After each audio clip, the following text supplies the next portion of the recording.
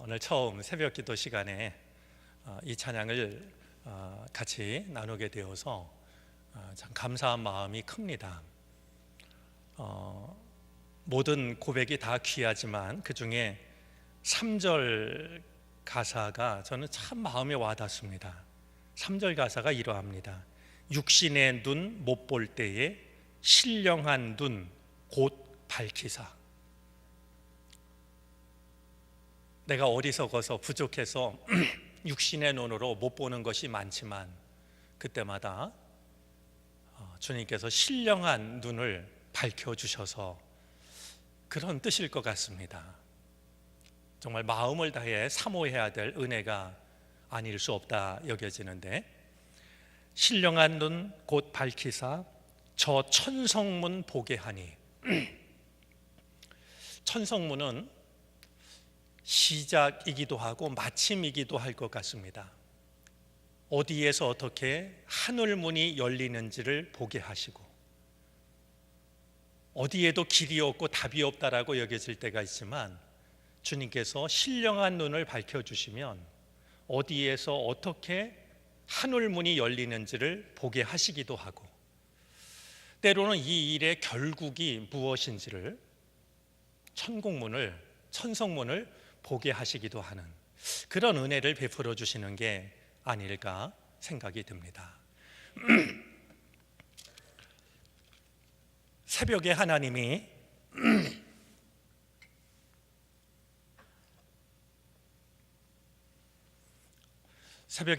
도우신다라고 말씀하셨는데, 우리에게 무엇이 필요한지 또 무엇이 없어 좋을지를 가장 잘 알고 계신 분은 하나님이십니다. 그 하나님께서 새벽에 주의 전을 찾아온 우리를 헤아리시고 우리를 도와주시는 은혜가 오늘 예배하는 우리 가운데 임하게 되기를 바랍니다. 모든 시간이 다 거룩하고 얼마든지 모든 시간에 하나님을 만나뵐 수 있지만 새벽은 특별한 시간인 것 같습니다. 그래서 성경도 새벽에 하나님이 도우신다라고 특별히 그 시간을 명기하고 있는 게 아닌가 하는 생각을 해봅니다. 어쩌면 새벽 시간은 우리의 마음이 가장 맑아지고 간절해지는 때가 아닐까 모르겠습니다. 분주하게 살다 보면 내 생각도 어수선해집니다. 그러나 하루의 처음 시간, 특별히 이렇게 주님의 전을 찾아오면 하루의 그 어떤 시간보다도 우리들의 마음은 맑아집니다. 마음이 청결한 자가 하나님을 배옵는 복을 받는다라고 예수님은 팔복에서 말씀하셨는데, 우리가 이렇게 맑은 마음으로 주님 전을 찾아 사모하는 마음으로 주님을 바라보면 정말 주님을 뵙는 그런 은혜가 우리에게 임하는 그 시간이 바로 새벽 시간이 아닌가 하는 생각이죠. 또 하나는 새벽 시간은 그 어느 시간보다도 우리들의 마음이 간절해지는 시간이다, 이렇게 여겨집니다. 누가 그러더군요. 간절하다라는 말은 간이 저리다라는 말과 관련이 있다고 말이죠. 얼마나 이 마음이 간절하면 간이 저릴 정도로 말이에요. 아마 그중 우리들의 마음이 가장 간절해지는 시간이 새벽 시간이 아닐까 생각을 합니다. 내 문제도 내 문제지만 내 마음을 아프게 하는, 그리고 내 기도를 필요로 하는 이들을 생각하면서 우리가 기도를 드리면 나도 모르게 두 눈이 젖기도 하고 때로는 가슴을 치기도 하고, 그렇게 우리들의 마음이 간절해지는 시간이 아닐까 하는 생각을 해보게 됩니다. 우리말에 천둥지기, 어제 잠깐 말씀을 드렸습니다. 김영래 시인이 쓴 사순절이라는 시집에 보면 하늘이 심고 하늘이 거두는 천수답처럼 이런 구절이 있습니다. 정말 시인은 시인인 것 같습니다. 천수답을 두고서 하늘이 심고 하늘이 거둔다. 더 보탤 것도 없고 뺄 것도 없습니다. 근데 이 천수답을 한문으로는 봉답이라고도 불렀습니다. 봉자는 받들 봉자인데요, 봉답 혹은 봉천답 아니면 천봉답 이렇게 부릅니다. 그냥 하늘을 받드는, 내가 할 수 있는 게 아무것도 없어서 그냥 하늘만 받드는 말이죠. 그런 논을 이제 천수답, 봉답, 봉천답 뭐 이렇게 이제 불렀습니다. 우리말로 그 논을 천둥지기라고 부릅니다. 천둥 소리가 나야 농사를 지을 수 있는 땅이다. 그래서 천둥지기 그랬죠. 그런데요, 이 천둥지기를 가리키는 우리말이 또 한 가지 있었습니다. 제가 무슨 원고를 쓰다가 이렇게 자료를 찾다 보니까 이 천둥지기, 천수답을 가리키는 우리말 중에요, 하늘바라기라는 이름이 있었습니다. 얼마나 좋던지요. 하늘만 바라보는 땅, 하늘바라기. 저는 우리 믿는 자들의 그 믿음이 하늘바라기가 돼야 되는 거 아닌가. 많은 순간 우리가 우리의 일을 하지만 우리의 마음은, 우리의 믿음은 하늘바라기일 뿐이라는 것을 알고 있어야 되는 거 아닌가. 하늘이 비를 내리지 않으시면 아무것도 할 수 있는 게 없다라는 것, 하나님이 도와주시지 않고 허락해 주시지 않으면 내가 할 수 있는 일이 아무것도 없다라고 하는 것. 저는 이 새벽 시간이야말로 우리가 하늘바라기로 돌아가는 시간이 아닐까, 그런 생각을 합니다. 내가 하려고 했고 또 그러다 보니까 막히기도 하고 걱정되기도 하고 마음이 무거워지기도 하지만 허락하시는 이 하루 주님 전을 찾아와서 저는 하늘바라기일 뿐입니다.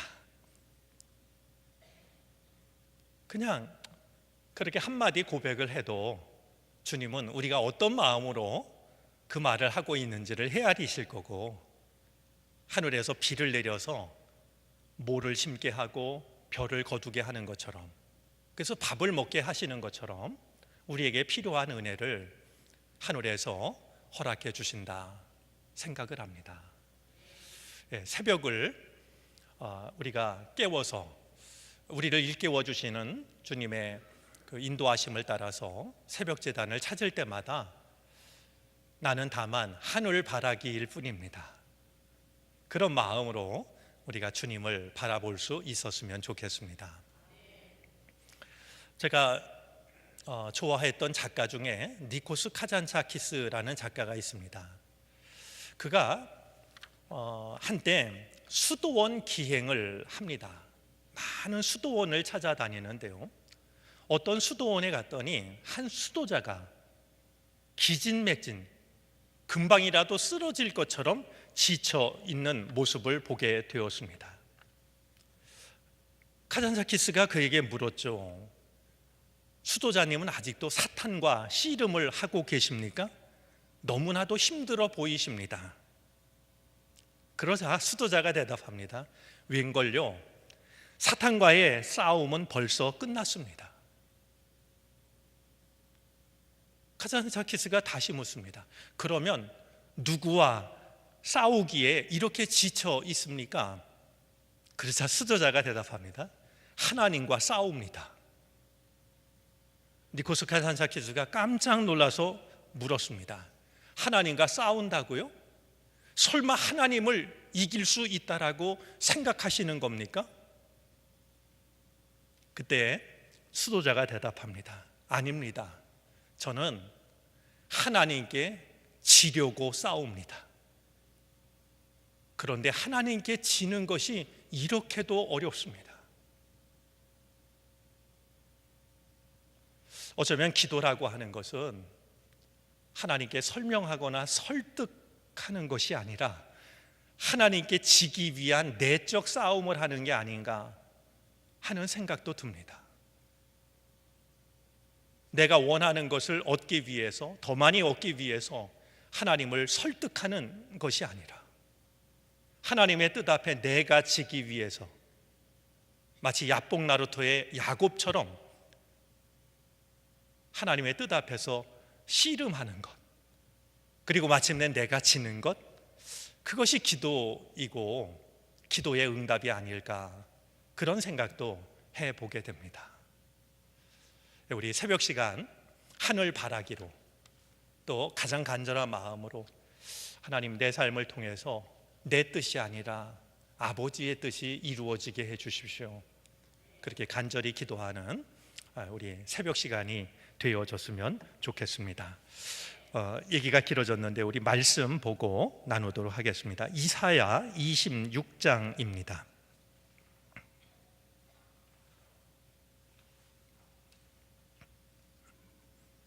이사야 26장. 자료집에는 20절, 21절 되어 있는데요, 우리 16절부터 이어서 읽도록 그렇게 하겠습니다. 저와 여러분들이 말씀을 교독합니다. 여호와여, 그들이 환난 중에 주를 앙모하여 싸우며 주의 징벌이 그들에게 임할 때에 그들이 간절히 주께 기도하였나이다.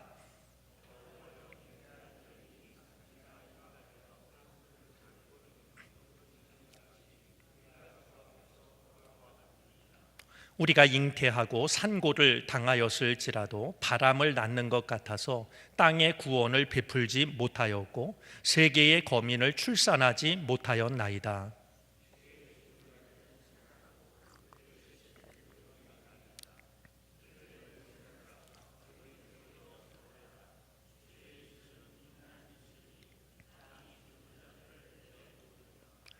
내 백성아, 갈지어다. 내 밀실에 들어가서 내 문을 닫고 분노가 지나기까지 잠깐 숨을 지어다.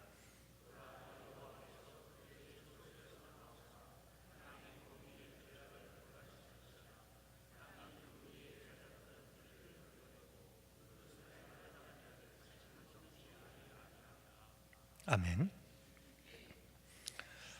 오늘 이 새벽에 주님의 음성에 귀를 기울이고 싶은 주님의 한 말씀은 밀실로 들어가라 라는 말씀입니다.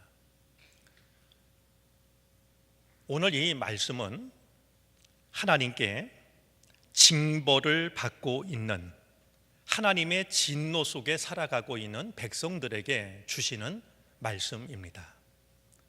오늘 16절부터 19절까지의 말씀을 함께 읽었는데요, 그들은 지금 괴롭고 아프고 지치고 그러면서도 아무것도 얻는 것이 없는 삶을 살아가고 있습니다. 하나님께 매를 맞는 시간이었습니다. 오늘 성경은 그것을 두고 진노, 징벌 이렇게 표현을 합니다. 그들은 환난과 징벌을 당하고 있었고, 그러다 보니까 산고를 겪으나 낳는 것은 바람뿐이다. 낳는 것은 바람뿐이라고 하는 것은 아무것도 낳지를 못하였다. 아무것도 산고를 겪는 것처럼 고생은 하지만 아무것도 얻는 것이 없는 그런 삶을 살아가고 있는 백성들에게 하나님께서 들려주시고 있는 말씀입니다. 잘 아시겠지만 우리가 이사야서 말씀을 읽을 때마다 한 가지 염두에 두면 도움이 될 만한 것이 있습니다. 우리 성경의 이사야서는 한 권으로 되어져 있지만 성서학자들의 오랜 연구 끝에 이제 이 이사야서는 한 권의 책이 아니라 세 권으로 이루어진 책으로 이해를 하게 되었습니다. 그것을 제1 이사야, 제2 이사야, 제3 이사야 이렇게 부르는데요, 제1 이사야서는 1장으로부터 39장까지입니다. 제2 이사야서는 40장부터 55장까지입니다. 그리고 제3 이사야서는 56장부터 66장까지입니다. 이 이사야서는 이렇게 장수로만 구분이 되는 것이 아니라 장수를 구분하게 됐던 것은 시대적인 배경 때문입니다. 제1 이사야서는 아시리아로부터 많은 어려움을 당하고 마침내 바벨론에 의해서 나라를 빼앗기기 직전까지의 상황을 담고 있습니다. 제2 이사야서는 바벨론의 포로로 끌려갔을 때 포로로 끌려간 백성들에게 주시는 말씀입니다. 그리고 제3 이사야서는 포로 생활을 마치고 이제 귀환할 때 귀환과 관련이 있는 말씀입니다. 그래서 이사야서를 읽을 때면 내가 지금 읽고 있는 이사야서가 몇 장인지, 그리고 1, 2, 3 이사야 중에 어디에 해당이 되는지, 그 시대적인 배경은 어디쯤인지, 이것을 이해를 하면 그 말씀의 뜻이 조금 더 명료하게 우리에게 다가올 수가 있습니다. 오늘 우리가 읽은 성경 말씀은 26장이니까 당연히 제1 이사야서에 해당이 됩니다.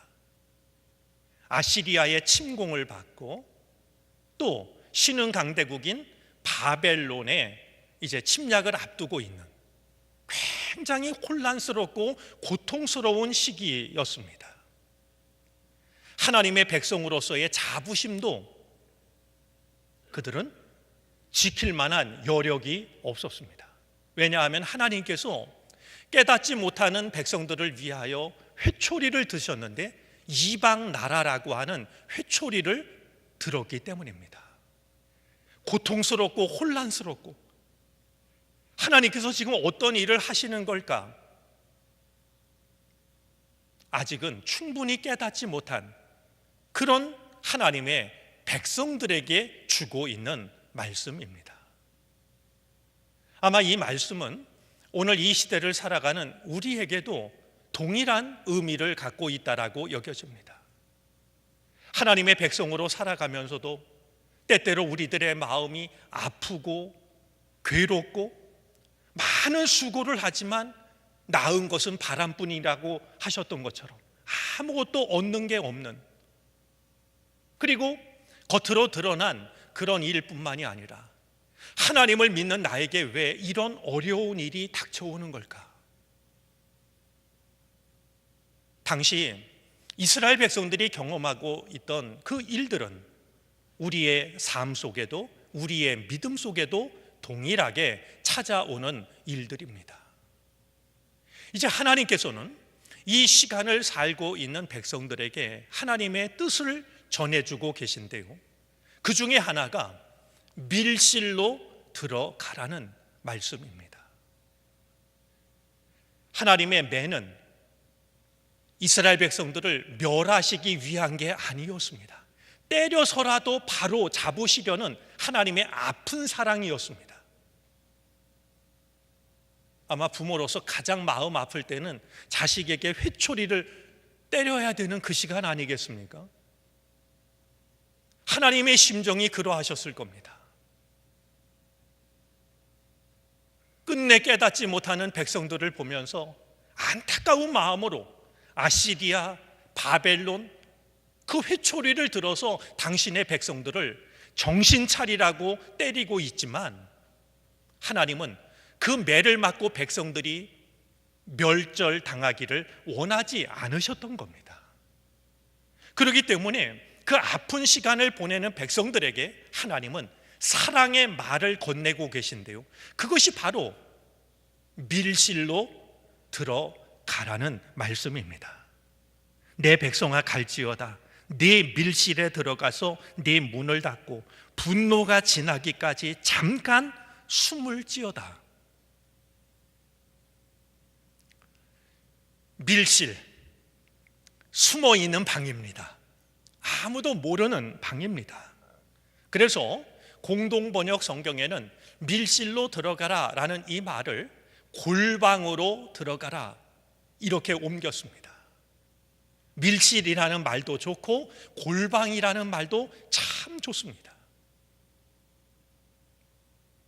이때가 지나갈 때까지 골방으로 들어가서 숨으라고, 밀실로 들어가서 거기에 있으라고 하나님은 하나님의 백성들에게 아프고 혼란스럽고 아무것도 애를 쓰지만 얻는 것이 없는 괴로운 시간을 보내고 있는 백성들에게 하나님의 사랑의 말을 건네고 있습니다. 밀실로 들어가라는 이 말씀의 뜻은 무엇일까요?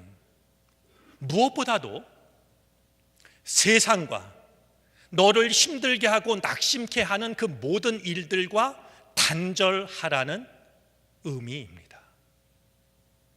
오늘 본문을 보면 밀실로 들어가기 위해서 해야 될 일이 있습니다. 내 백성아 갈지어다, 네 밀실에 들어가서 네 문을 닫고 그랬습니다. 아무리 골방이라 할지라도, 밀실이라 할지라도 문을 열어두면 골방이 될 수가 없습니다.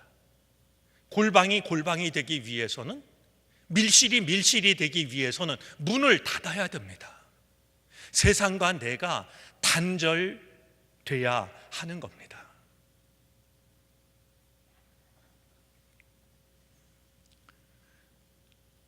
밀실로 들어간다라고 하는 것은 이제 문을 닫고 내가 혼자가 돼서 고요함 속으로 침잠하는 것을 의미할 겁니다. 우리는 이런 어려운 일이 닥쳐오면 마음이 분주해집니다. 나를 도와줄 사람 찾아서 동분서주하기도 합니다. 그런데 하나님은 밀실로 들어가서 문을 닫으라고, 고요함 속으로 침잠하라고 오히려 말씀을 하고 있습니다. 바로 그 시간이 하나님을 홀로 대면하는 시간이기 때문입니다. 결국 밀실로 들어가라라고 하셨던 것은 세상과 단절해서 너를 힘들게 하고 낙심케 했던 모든 일로부터 떨어져서 고요함 속으로 침잠함으로써 하나님을 홀로 대면하라는 것이죠.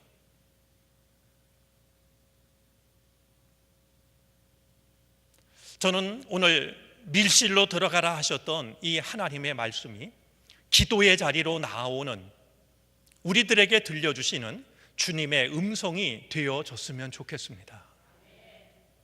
왜 기도가 필요한지를 끊임없이 일깨워 주시는 주님의 한 말씀이 되어졌으면 좋겠습니다. 너를 지치게 하고 힘들게 하고 아무것도 얻을 것 없는 그 괴로운 시간에 내가 해야 될 일은 문을 닫고 밀실로 들어가서 홀로 하나님을 대면하는 시간을 갖는 것.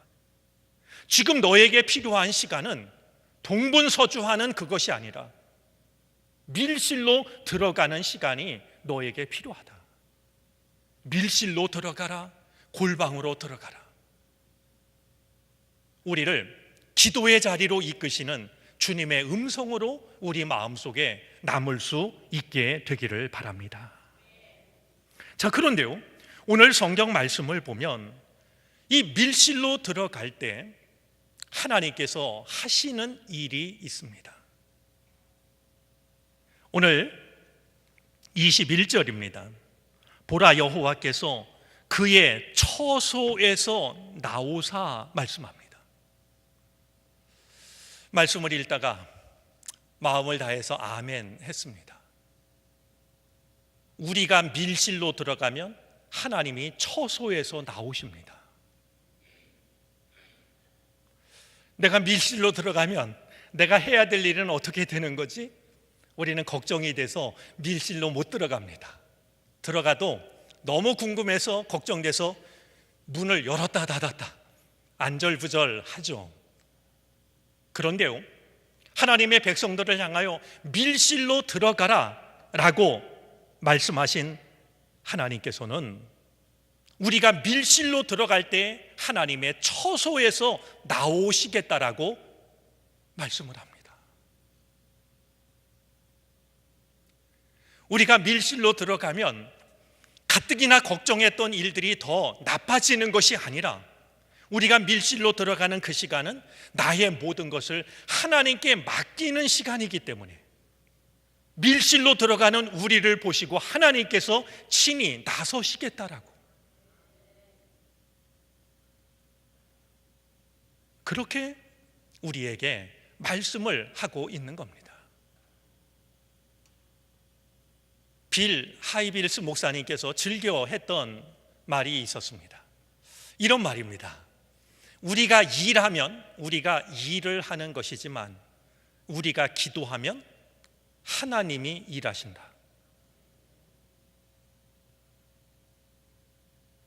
우리가 일하면 우리가 일하는 것이지만 우리가 기도하면 하나님이 일하신다.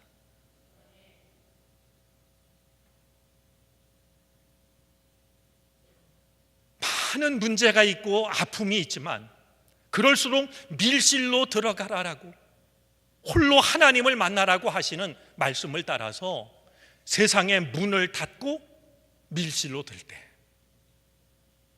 하나님께서는 친히 처소에서 나서시는, 우리가 할 수 없었던, 우리가 알지 못했던 그 일을 이루시기 위해서 하나님이 친히 나서시는 은총을 우리에게 허락해 주시는 겁니다. 저도 지난 2주 교회 교육관 건축을 위해서 2일의 특별 새벽 기도의 시간을 가졌는데요, 여호수아 말씀을 묵상했습니다. 요단강을 건너는 백성들을 보면서요, 참 귀하다 여겨지는 게요, 하나님의 임재를 상징하는 언약궤를 맨 제사장들이 요단강으로 먼저 들어갑니다. 혹시 요단강이 개울처럼 얕아 보였던 건 아닐까 싶었는데요, 성경은 물이 제방까지 가득 차 있었다 이렇게 말합니다. 그런데 이 제사장들이 하나님의 뜻을 따라서 언약궤를 메고 백성들 앞에 요단강을 향해서 걸어 들어가기 시작합니다. 그런데 놀라운 일은 제사장들의 발바닥이 요단 강물에 닿는 순간 흘러내리던 강물이 언약궤 앞에서 멈춰 서기를 시작합니다.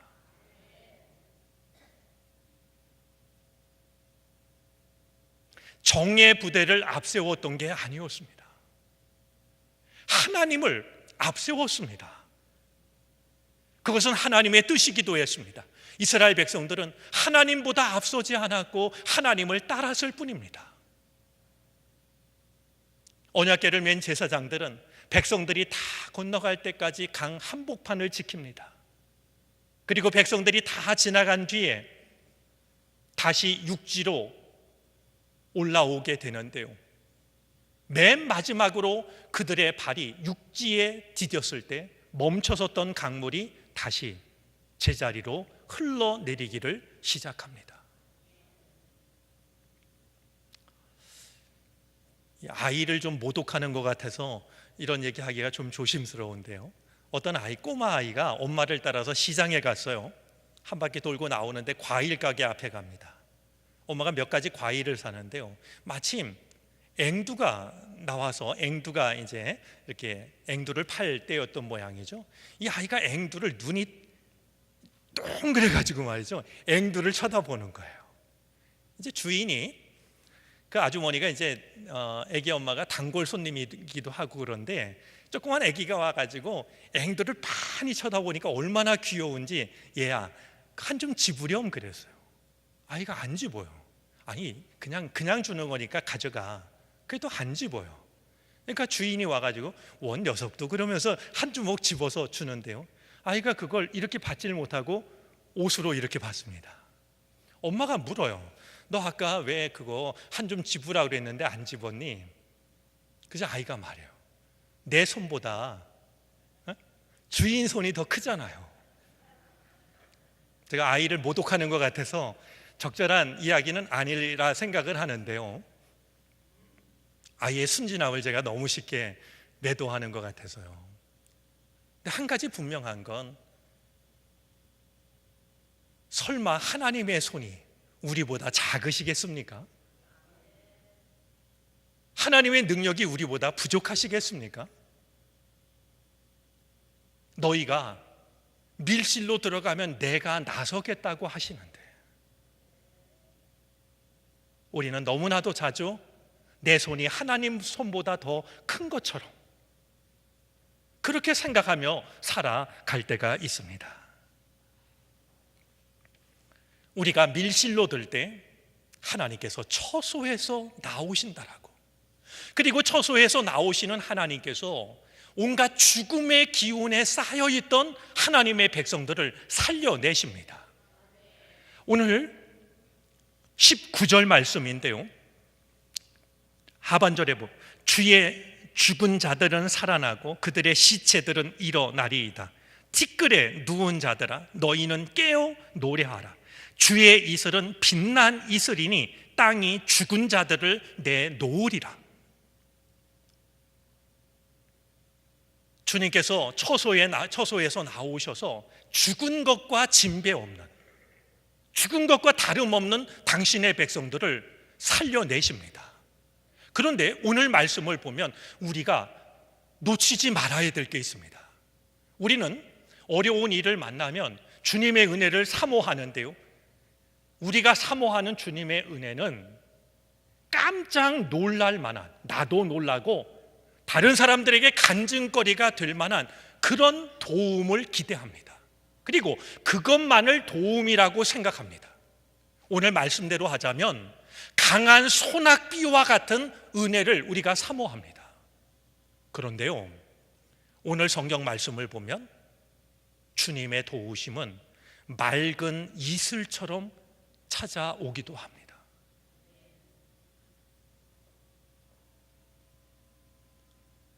맑은 이슬은 언제 내렸는지 아무도 모릅니다. 소리도 없고 그저 아침에 일어나 보면 풀리 끝에 맑은 이슬이 맺혀 있을 뿐입니다. 주의 이슬은 빛난 이슬이니 땅이 죽은 자들을 내놓으리라. 사막에 보면 모든 것이 다 죽은 것처럼 보이지만 밤새 맑은 이슬이 내리면 무생명들이 다시 한번 기지개를 켭니다.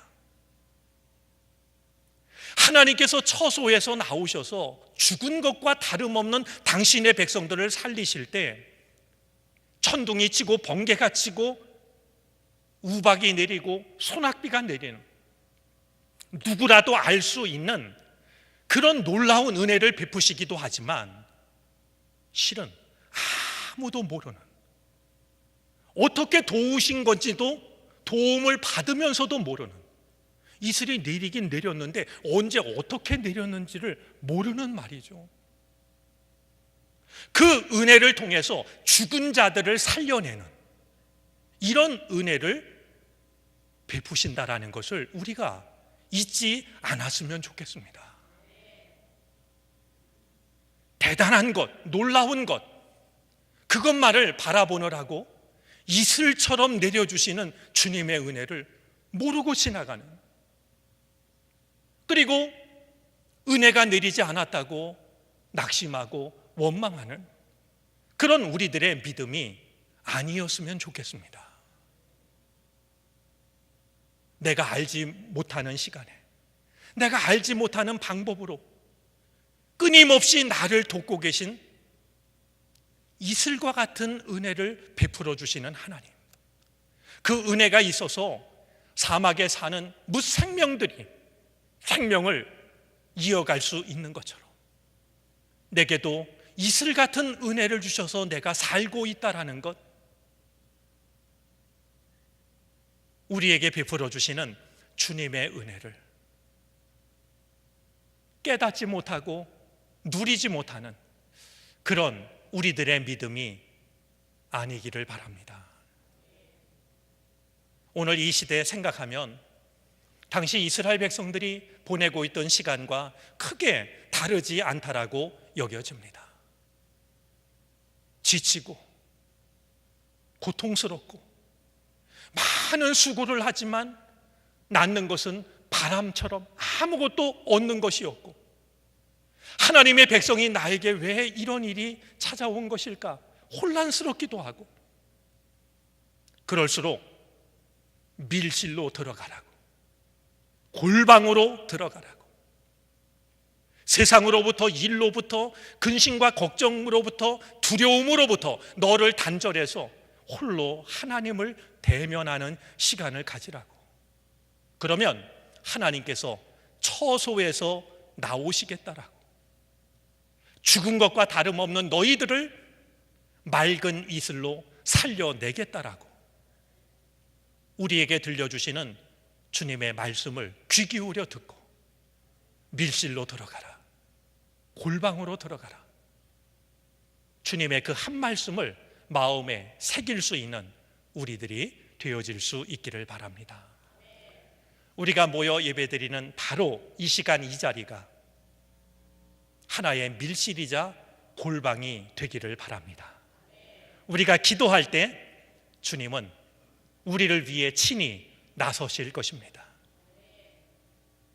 맑은 이슬처럼 하늘의 은혜를 베풀어 주셔서 죽은 것들을 살려내는 귀한 은총을 우리의 마음, 우리의 심령, 우리의 삶 속에도 허락해 주실 줄로 압니다. 오늘 두 번째로 귀 기울여 듣는 주님의 한 말씀은 밀실로 들어가라 하는 말씀입니다. 오늘 이 시간 우리가 주님께 기도할 때 문을 닫고 밀실에 들어 문을 닫고 홀로 하나님을 대면하고 나에게 베풀어 주시는 이슬 같은 은총을 흡족히 받아 누리는 복된 새벽이 되어질 수 있기를 바랍니다. 기도하겠습니다.